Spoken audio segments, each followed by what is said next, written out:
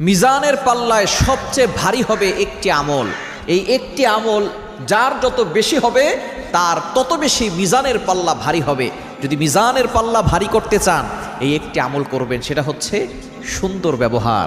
আপনি যত বেশি মানুষের সাথে সুন্দর আচরণ করবেন, সুন্দর ব্যবহার করবেন, তত বেশি আপনার মিজানের পাল্লা ভারী হবে।